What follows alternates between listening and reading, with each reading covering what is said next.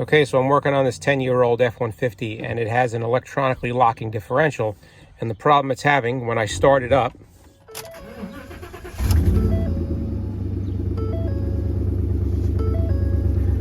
that indicator right there indicates that the rear differential is locked.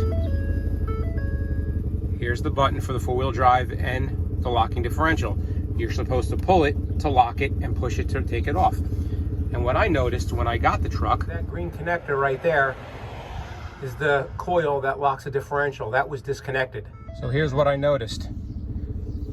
If I gently push on the switch, now it's off, gently just push on it, the light goes out. I'm holding the switch in. If I release the switch, it'll stay off. But if I ever so slightly just pull the switch out, it comes on. So I think we got a problem in the switch. I'm going to take it apart, see if it's something I can clean or fix. If not, replace the switch. Okay, so I got my panel out and my switch out. By the way, this just pulls out. You don't have to break the switch like everybody on YouTube, and there's 2 screws at the back of it. But anyway, the function that does the locking differential is, it appears to be just this switch right here. Okay, so that switch, that button at the bottom, does operate the differential. Watch. You can even hear it.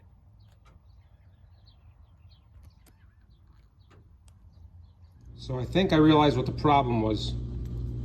See this plastic right here? How it's broken off opposed to the other side? I think that the screws that holding the switch together, this plastic was cracked kind of when I took it apart. I just think that the switch is not being held together tight enough. That's why you have to push it in with your finger, because this front part of the switch is separating from that part of the switch.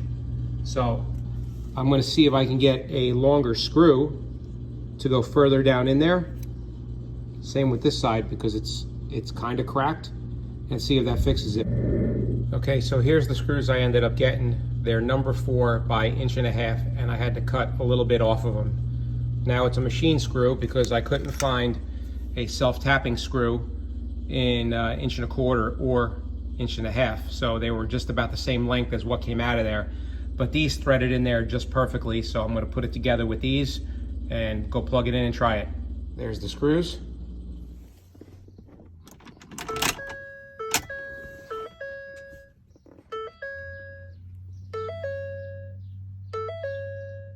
Negative. Okay, so what I did was finally took the body of the switch out of the bezel. There's 3 little tabs right here going all the way around that release that. And I held the switch together, went to the truck and plugged it in, and it was working properly.